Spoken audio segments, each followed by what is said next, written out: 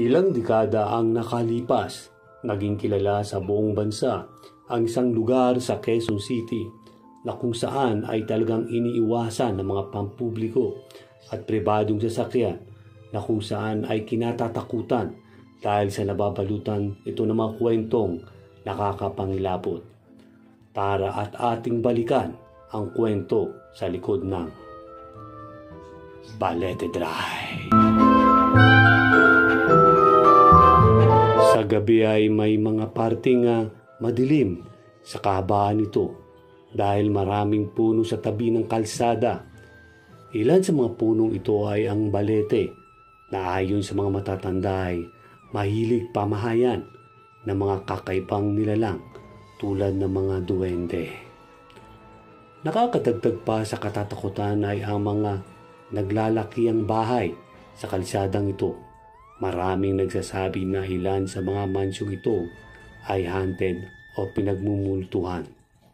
Nagsimula umano ang mga kwento tungkol sa babae sa Balete Drive noong 1953 noong may isang reporter na inilathala ito sa dyaryo. Dahil doon, marami pang mga taga-media na nagbigay ng atensyon sa isyong ito at lalong kumalat ang mga kwento tungkol sa kanya. Kaya noong mga 1950s pa lamang ay marami ng takot dumaan sa Balete kapag gabi. Kahit ang mga kalapit na kalsada ay iniiwasan na rin dahil may sabi-sabing minsan ay nandirito rin ang White Lady. Paparahin ka raw nito para naman magpahatid sa Balete Drive. Nakatira raw kasi umano ang babae sa isa sa mga mansyong naroon. Ayon sa isang kwento, isa raw siyang tagapagmana ng isang mayamang pamilya. Nainggit umano ang kanyang mga kamag-anak sa kanya, kaya't siya ay pinahirapan at pinatay. Humihingi umano siya ng tulong, kaya't nagpapahatid sa mansyon. Meron ding isang kwento na ang multo ay isang babaeng naaksidente habang nagmamaneho. Pumapara umano ito ng ibang mga driver upang humingi ng tulong.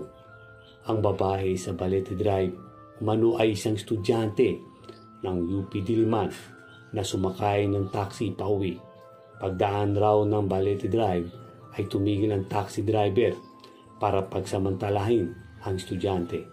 Matapos gahasahin at patayin ang estudyante, itinapon raw ang bangkay ito sa likod ng puno ng balete.